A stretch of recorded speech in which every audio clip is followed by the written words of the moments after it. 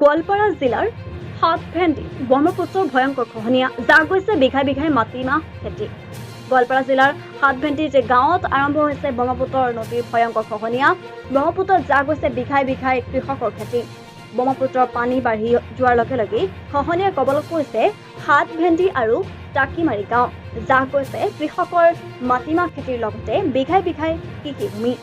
ভাবুকিৰ সন্মুখীন হৈছে হাতভেন্দি আৰু টাকিমাৰী গাঁও। গৰাখহনীয়া প্ৰতিৰোধৰ বাবে আজিলৈ চৰকাৰ তথা স্থানীয় বিধায়কক কোনো ব্যৱস্থা গ্ৰহণ কৰিব পৰা নাই। স্থানীয় ৰাইজৰ কৰজোৰে অনুৰোধ তৎকালীনভাৱে চৰকাৰে নাইবা জনপ্ৰতিনিধিয়ে গৰাখহনীয়া প্ৰতিৰোধৰ ব্যৱস্থা কৰি গাঁওখনৰ লগতে কৃষিভূমি ৰক্ষা কৰিব লাগে। লগতে অতি শীঘ্ৰে বিভাগীয় কৰ্তৃপক্ষই গৰাখহনীয়া প্ৰতিৰোধৰ ব্যৱস্থা কৰিব লাগে।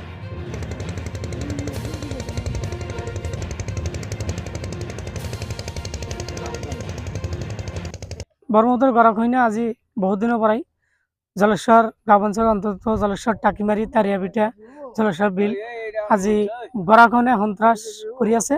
কিন্তু আমি ইয়াৰ আগতেও সচেতন মহলৰ কিছুমান ব্যক্তি আৰু আমাৰ স্থানীয় ৰাইজবিলাকে আপোনালোকৰ জৰিয়তে বহুত বাৰম্বাৰ বিভাগীয় কৰ্তৃপক্ষলৈ আমি আবেদন কৰিছোঁ যে আমাৰ যিখন গৰাখহনীয়া ইতিমধ্যে ভাঙন আৰম্ভ হৈছে, আপোনালোকে প্ৰতিৰোধ কৰাৰ কাৰণে কিবা এটা ব্যৱস্থা কৰক।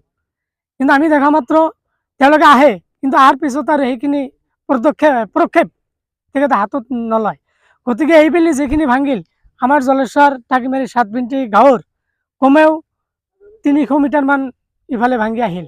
গতিকে এনেকৈ ব্ৰহ্মপুত্ৰ গৰাখহনীয়া আমাক প্ৰতি বছৰ হাজাৰ হাজাৰ বিঘা মাটি উঠাই লৈ যায়। আমি আজি 50 বছৰৰ পৰা আচলতে এইটো ভুক্তভোগী। আমি আৰু ক'ত কম আৰু কাক ক'বলৈ যাম আৰু কাক বা দায়িত্ব দিম? আমাৰ বিভাগীয় কৰ্তৃপক্ষবিলাক আমাক আজি কাণ সাৰ দিয়া নাই। আমাৰ যিবিলাক নেতা বা মন্ত্ৰীৰ ফালৰ পৰা আমাৰ যিহেতু ব্ৰহ্মপুত্ৰ ৱাটাৰ ৰিচাৰ্চ ডিপাৰ্টমেণ্টৰ মাননীয় মন্ত্ৰী বিভাগ লৈ আমি আপোনালোকৰ জৰিয়তে অনুৰোধ কৰোঁ যে আমাৰ ব্ৰহ্মপুত্ৰ গৰাখহনীয়া বিভাগটো আচলতে সমস্যাটো আপোনালোকে পাৰ্মানেণ্ট কৰিব লাগে। আমি এইখিনি আপোনালোকলৈ আবেদন ৰাখি অনুৰোধ জনালোঁ। বাৰম্বাৰ এই জলেশ্বৰ গোৱালপাৰা জলেশ্বৰ হাতভেন্দি গাঁও টাকিমাৰী গাঁও গৰাখহনীয়াৰ কথা ইয়াৰ আগতেও যদি বহুতবাৰ প্ৰচাৰ কৰা হৈছিল যদিও এতিয়ালৈকে আমি ডিপাৰ্টমেণ্টৰ ফালৰ পৰাই হওক বা চৰকাৰৰ ফালৰ পৰাই হওক এতিয়ালৈকে একো পোৱা নাই।